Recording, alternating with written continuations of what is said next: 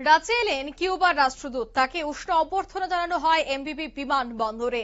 প্রশাসনিক স্তরে বৈঠক হতে পারে, এমনটাই কিন্তু জানা গেছে। ত্রিপুরায় আসলেন কিউবার রাষ্ট্রদূত।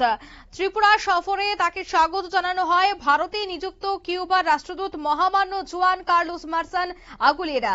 বুধবার বিকেলে আগরতলায় মহারাজা বীর বিক্রম বিমানবন্দরে তাকে স্বাগত জানালেন কিউবা সিলিডারিটি ফোর্স এবং ত্রিপুরা প্রশাসনের পক্ষ থেকে তাকে উষ্ণ অভ্যর্থনা জানানো হয়। অন্যদিকে বামেদের নেতৃত্বদেরও কিন্তু দেখা গেছে অভ্যর্থনা জানাতে একটা বড় সংখ্যায় বামেদের নেতৃত্বরা সেখানে উপস্থিত ছিলেন।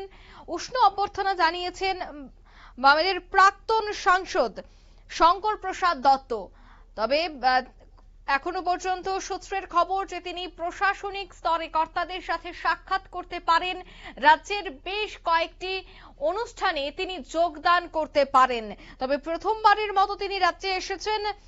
ভারতে নিযুক্ত হয়েছেন কিউবার রাষ্ট্রদূত মহামান্য জুয়ান কার্লোস মার্সান আগুলিয়েরা এবং তাকে আজ বিমানবন্দরে উষ্ণ অভ্যর্থনা জানানো হয়। আপনারা দেখছেন সেই ছবি, পুষ্পস্তবক দিয়ে তাকে বরণ করে নেওয়া হয়। একদিকে রাজ্য প্রশাসন, ঠিক অন্যদিকে কিউবা সলিডারিটি ফোরাম, এছাড়া উপস্থিত ছিলেন সেই জায়গাতে বামেদের নেতৃত্বরা উপস্থিত ছিলেন প্রাক্তন সাংসদ শঙ্কর প্রসাদ দত্ত সহ অন্যান্যরা। নিয়ে নিচ্ছি ছোট্ট একটি বিজ্ঞাপন বিরতির সঙ্গে থাকুন।